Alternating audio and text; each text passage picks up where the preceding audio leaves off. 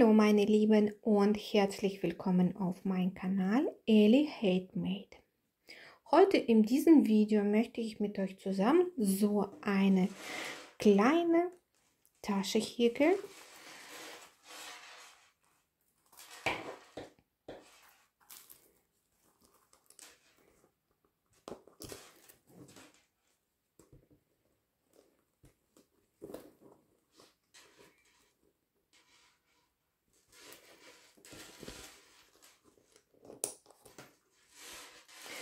Alles, was ich für diese Tasche benötigt habe, werde ich für euch im Infobox aufschreiben.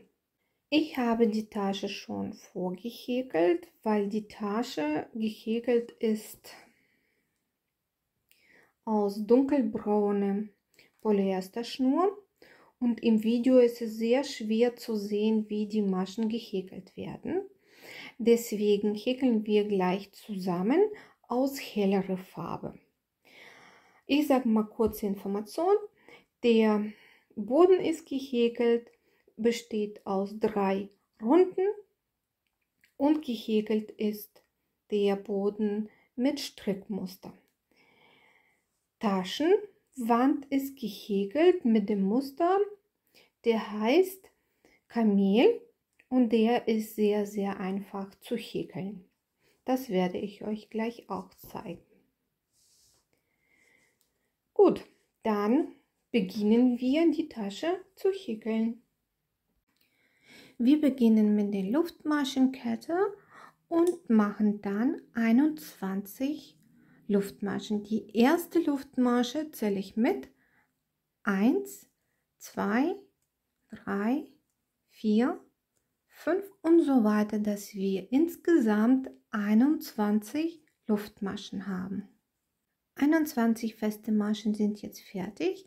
Wir wenden die Arbeit und sehen hinten hier die Laschen. Unter jede dieser Lasche häkeln wir eine feste Masche. Wir lassen die erste Lasche aus und beginnen bei der zweiten an und häkeln dann die feste Masche.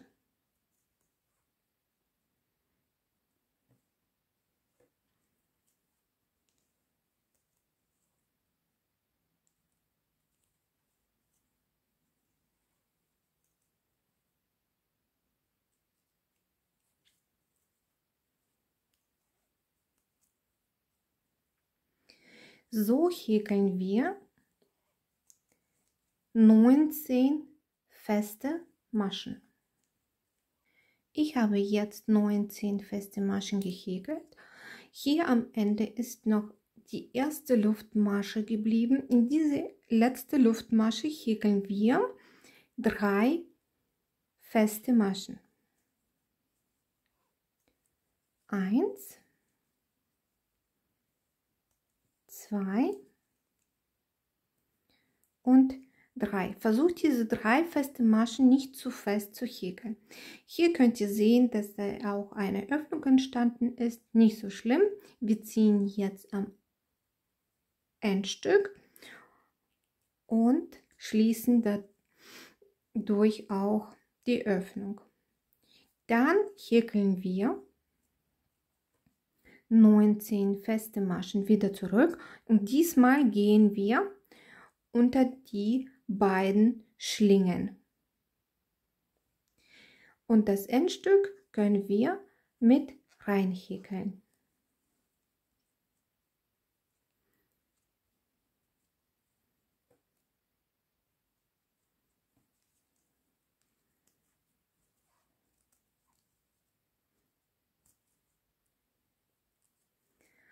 Also, dann häkeln wir jetzt 19 feste Maschen zurück. Die 19 feste Maschen gehäkelt und der Teil sieht jetzt so aus. Und wir müssen jetzt auf diese Seite auch 3 feste Maschen häkeln. Hier könnt ihr sehen, da ist die 21. Luftmasche, die wir gemacht haben. Hier ist so eine Schlinge Unter diese Schlinge häkeln wir 3 feste Maschen.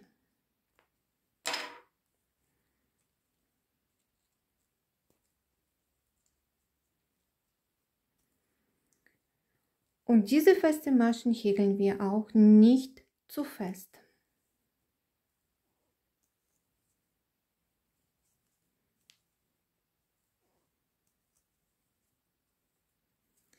So sieht es aus. Wir schließen jetzt diese Runde mit nahtlosem Übergang. Also ich ziehe den Faden ein wenig raus. Hier könnt ihr auch sehen, die erste feste Masche und die zweite feste Masche. Zwischen diesen 2 feste Maschen ist querliegende Masche.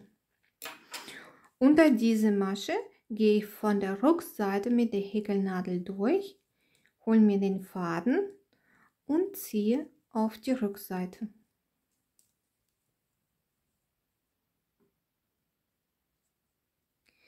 Dann, da wo die erste Masche war, gehe ich in die V rein vorne und dann muss die Häkelnadel auch durch die V hinten raus gehen. Hol mir den Faden und ziehe nach vorne. Dann die Schlinge, die hier entstanden ist, packe ich jetzt auf die Häkelnadel und häkel die beiden zusammen. So habe ich nahtlos die Runde beendet und mit der zweiten Runde angefangen. Dann häkle ich jetzt weiter im Strickmuster noch 18 feste Maschen dazu.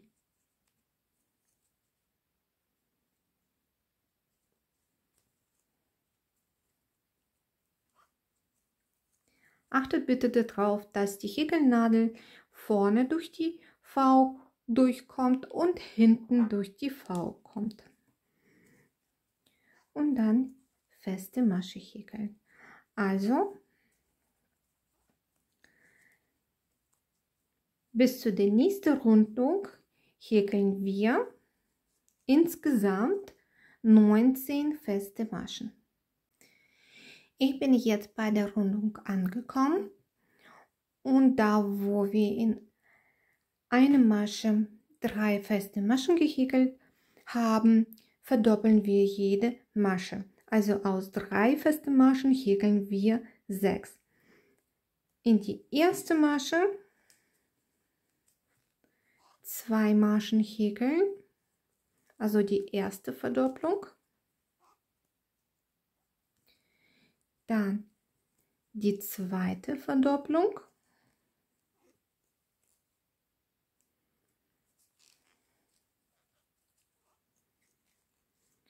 Und bei der letzten Masche häkeln wir auch 2 Maschen raus.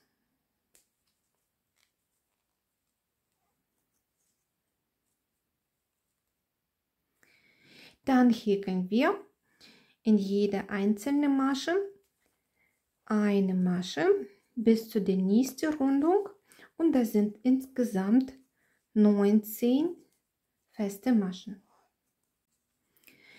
Ich bin jetzt bei der nächsten Rundung angekommen und hier machen wir genauso aus 3 feste Maschen häkeln wir 6 Maschen. Die erste Masche wird verdoppelt.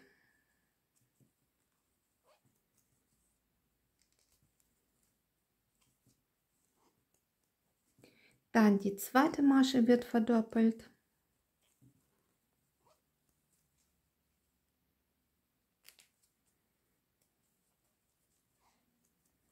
Und die dritte Masche wird verdoppelt.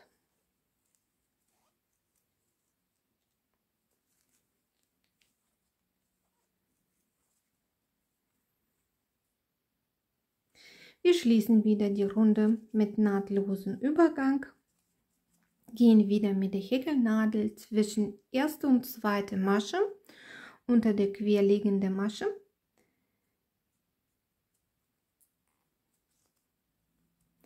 Holen uns den Faden und ziehen auf die Rückseite.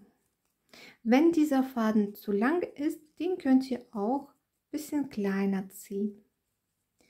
Dann beginnen jetzt mit der dritten Runde an, gehen mit der Häkelnadel hier durch die V, und auf der Rückseite soll der Häkelnadel auch durch die V rauskommen.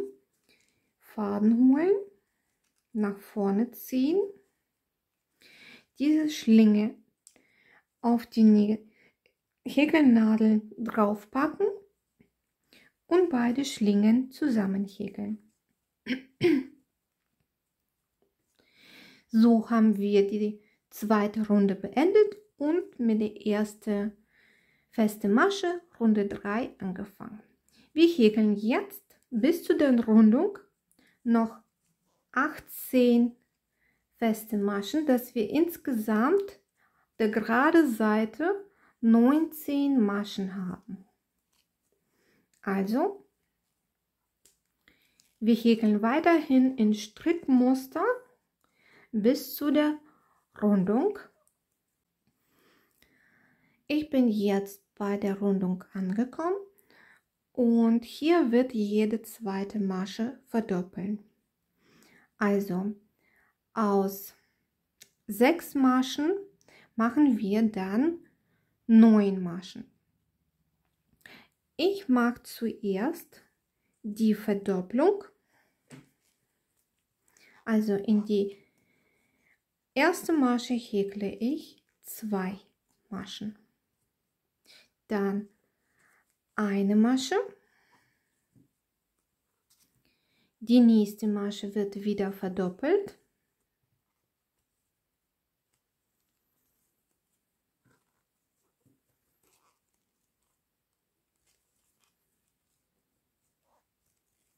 dann eine Masche und noch einmal die erste Masche wird verdoppelt und dann eine Masche häkeln.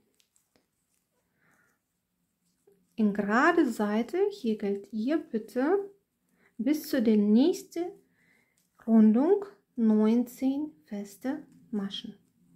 Bei der Rundung angekommen, hier mache ich genauso wie auf der Seite. Die erste Masche wird verdoppelt,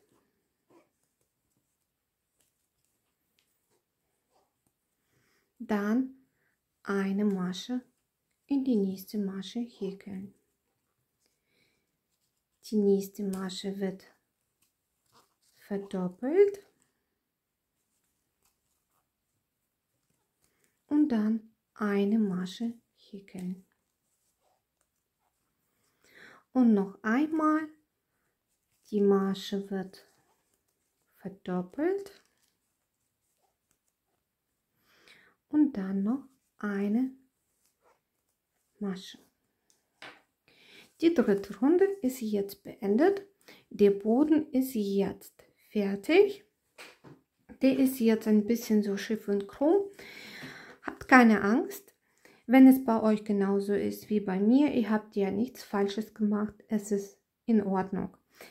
Ich mache es immer so, dass ich einen Handtuch drauf lege und mit dem Dampfbügeleisen von beiden Seiten bügel und dann lasse für ein paar Stunden unter den schweren Büchern austrocknen und dann bekommt der Boden auch richtig schönen flachen, also Boden.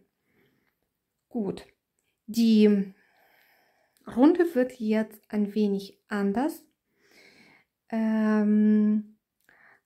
abgeschlossen. Also wir schließen jetzt die Runde mit nahtlosen Übergang, aber ein wenig anders, weil wir auch dann anfangen, die Wand von der Tasche raushäkeln. Ich lasse jetzt ein bisschen mehr Faden dann rausziehen, gehe mit der Häkelnadel auch zwischen der ersten und zweiten Masche durch die querliegende Masche, hole den Faden und ziehe auf die Rückseite. Hier ist so eine Schlinge entstanden. Durch diese Schlinge nehme ich jetzt den Boden und ziehe durch. Hier ist die Schlinge, hier ist der Arbeitsfaden. Ich halte jetzt, da wo die Schlinge ist, diese beiden Faden mit den Fingern fest. Mit der linken Hand ziehe ich den Arbeitsfaden. Dadurch wird diese Schlinge kleiner. Und dann ziehe ich weiter und so habe ich jetzt diese Runde mit nahtlosem Übergang abgeschlossen. Jetzt beginne ich mit dem Kamelmuster und wir häkeln jetzt auf der Rückseite von Boden. Könnt ihr sehen, diese Schlingen. Unter jede dieser Schlinge häkeln wir eine feste Masche. Wenn wir bei den Rundungen angekommen sind, hier genauso machen wir unter jede dieser Schlinge eine feste Masche häkeln. Also wir häkeln eine Runde mit festen Maschen.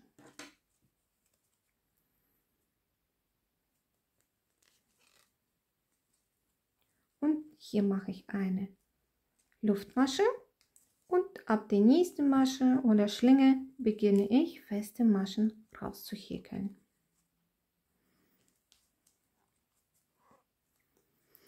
Unter jede dieser Schlinge häkle ich eine feste Masche. Ich bin am Ende der ersten Runde angekommen und mir fehlt noch eine Masche. Das ist die Masche, wo wir nahtlosen Übergang gemacht haben. Die hat hinten keine Lasche. Wir nehmen diesen Faden, weil das nur ein Stück ist, und hier hinten ist noch so eine Lasche. Unter diesen beiden Schlingen gehen wir hin und häkeln eine feste Masche. Also nochmal, hier war nahtloser Übergang. Auf der Rückseite haben wir nur eine Schlinge. Und dann hier hinten haben wir, sie ist auch richtig gut zu sehen von der festen Masche, so eine Schlinge. Unter diesen beiden Schlingen gehen wir durch und häkeln uns eine letzte feste Masche in der ersten Runde.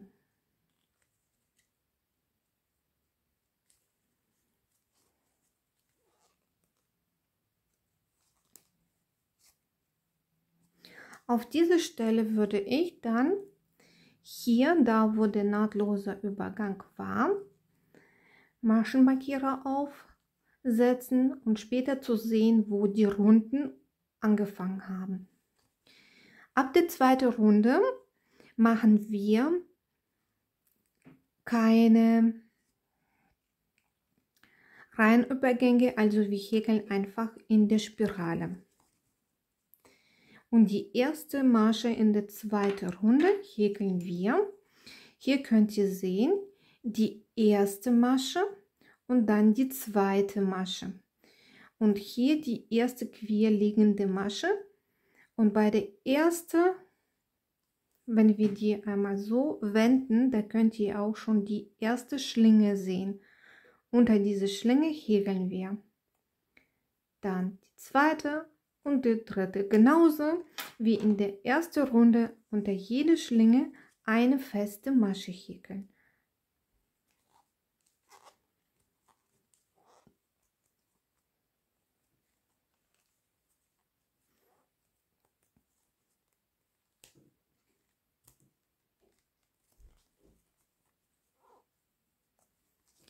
So häkeln wir die Runde zu Ende Und wenn ihr jetzt schon mal sehen könnt, der Muster wird schon zu sehen, wenn wir jedes Mal hinter diesen Laschen häkeln. Dieser Zopf, der entsteht, kommt nach vorne und bleibt dann Runde zu Runde immer vorne zu sehen. So sieht dann der Kamelmuster aus.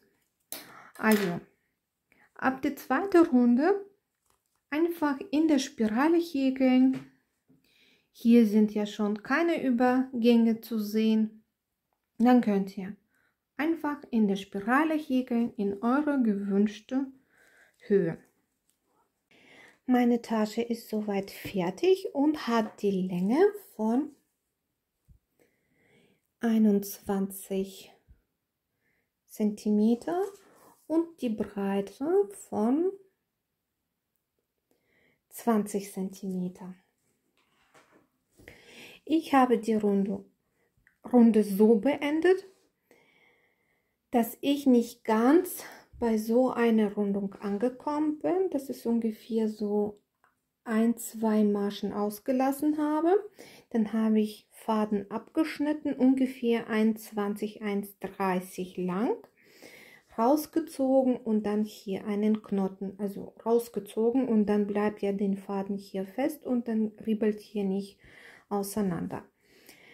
So, möchte ich jetzt Taschenklappe annähen, dass das ungefähr hinten so aussieht, und wenn ich zumache, dass das vorne die Tasche so aussieht.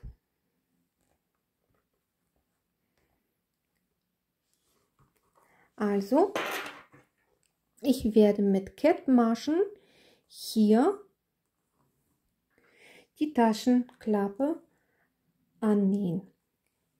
Ich versuche jetzt mit den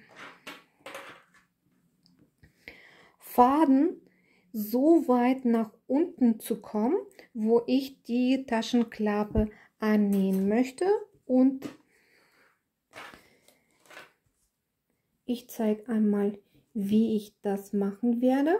Ich habe jetzt kleinere Häkelnadeln genommen, gehe einfach durch diese Schlingen durch oder unter diese Schlingen durch und ziehe Faden so nach unten.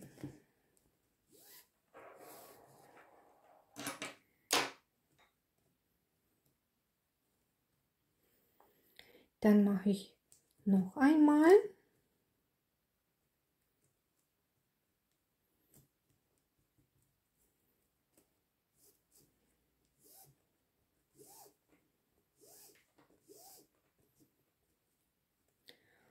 Und ich mache das noch einmal.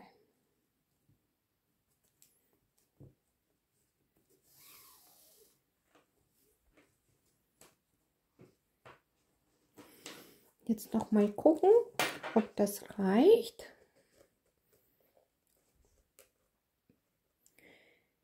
Das ist zu wenig. Ich möchte vielleicht noch mal hier zweimal durchgehen und dann schauen wir.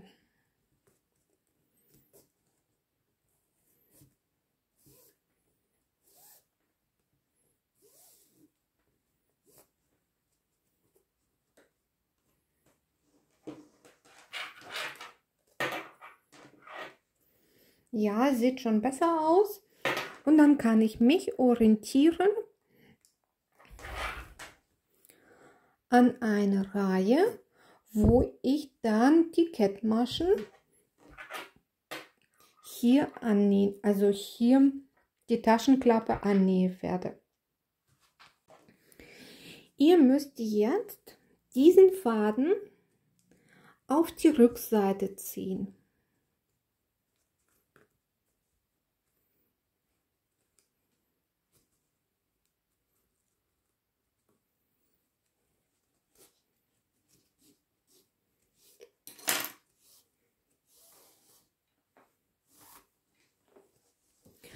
Von der Rückseite sieht es so aus und von vorne sieht man auch kaum den Faden. So, ich werde jetzt dann die Taschenklappe erstmal befestigen und dann zeige ich euch, wie ich die Klappe annähe. So, die Taschenklappe habe ich jetzt soweit befestigt.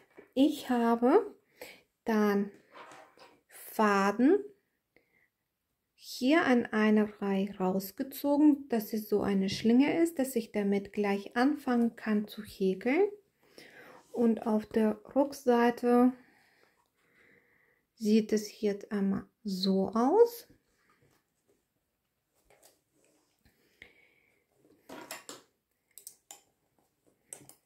Dann beginne ich jetzt mit Kettmaschen die Taschenklappe anzunähen.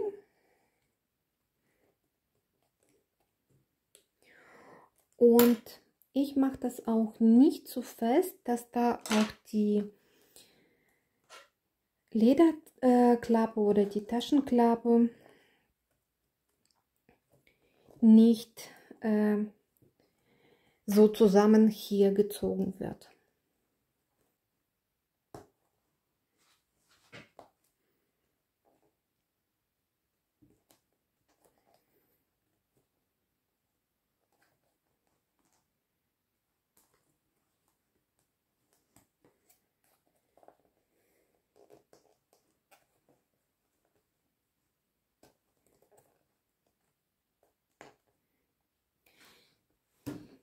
So, wie ihr sehen könnt, dass man so mit Kettmaschen die Lederklappe annäht.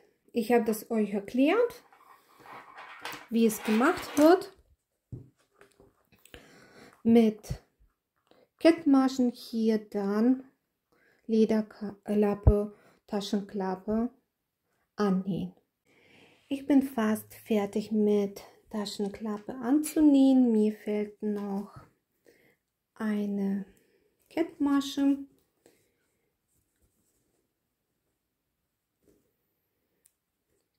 Also ich habe ja dann hier mit der Luftmasche angefangen, hier weiter mit Kettmaschen gearbeitet bis zu dem letzten Öffnung. Und dann hier zum Schluss mache ich dann noch eine letzte Kettmasche.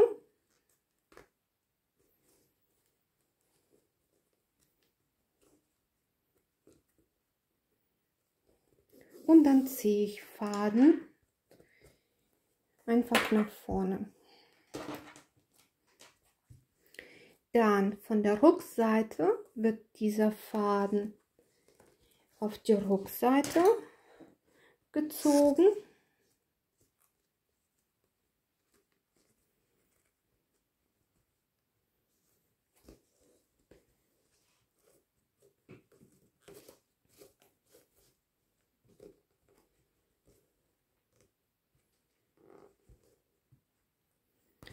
Und hier dann versteckt. Hier könnt ihr sehen, wo der Naht war und dann dieser Faden ein bisschen kleiner schneiden. Es ist ungefähr 30 cm, was vom Faden geblieben ist. Lieber bleibt es ein bisschen mehr, als es nachher nicht reichen wird. Und hier auf der Rückseite wird der Faden einfach versteckt. Taschenklappe ist jetzt angenäht und ich muss noch den zweiten Teil vom Taschenschloss an der Tasche befestigen. Diese Metallteile, die auf der Rückseite von dem zweiten Teil sind, sind zu kurz und direkt dieses Teil mit der Tasche zu verbinden, also zu befestigen. Ich habe einen Kreis gehäkelt, Amigurumi-Ring, 6 feste Maschen, dann in der zweiten Runde jede Masche verdoppeln, dass ich hier 12 Maschen habe. Mit nahtlosen Übergang die Runde beendet und einen langen Faden abgeschnitten, weil ich ja auch dieses Teil an der Tasche annähen werde. Dann nehme ich jetzt dieses Teil und stecke also diese Metallteile durch die Löcher hier.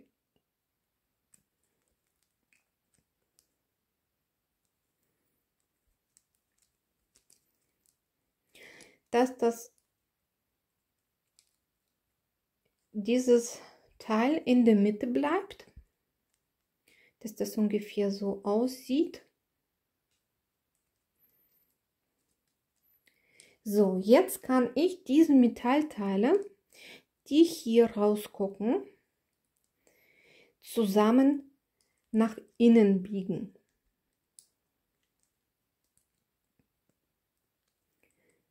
Ich mache das mit dem Finger, geht leicht. Und dann mache ich das noch mit Hilfe von einer Zange richtig schön nach innen biegen. Und dann die andere Seite mache ich genauso.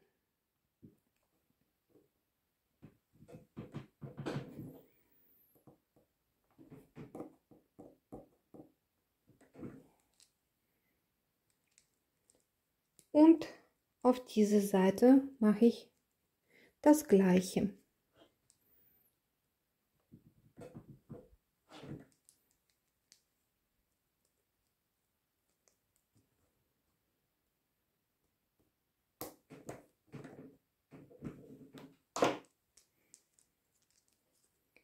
So, dieser Teil ist jetzt richtig befestigt. Und dann werde ich das einfach mit der Hilfe von einer Wollnadel annähen.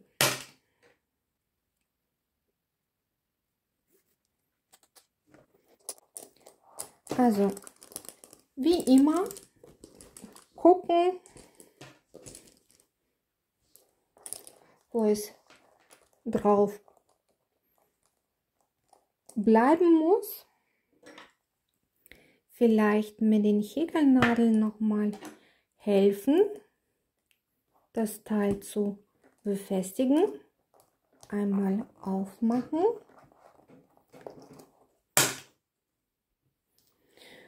Und dann einmal rumherum annähen.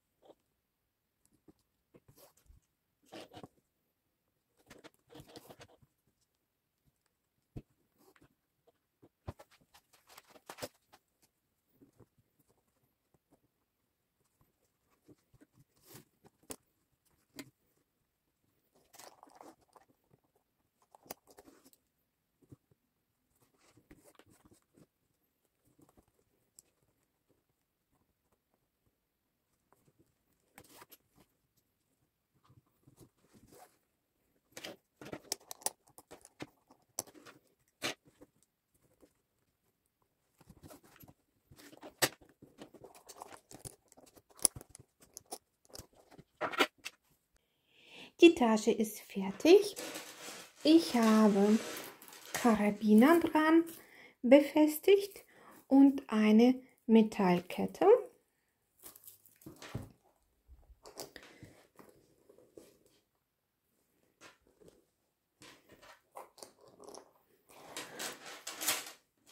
Mein Tipp an euch, wenn die Tasche komplett fertig ist, einmal durchbügeln mit Dampfbügeleisen, dann wird die Tasche auch ihren richtigen Form annehmen und dann sieht die Tasche auch perfekt aus. Von meiner Seite war es das schon. Ich hoffe, dass mein Video euch gefallen hat und ihr so eine Tasche nachhäkeln wollt. Auf dieser Stelle wünsche ich euch dann viel Spaß beim Nachhäkeln. Tschüss und bis zum nächsten Mal.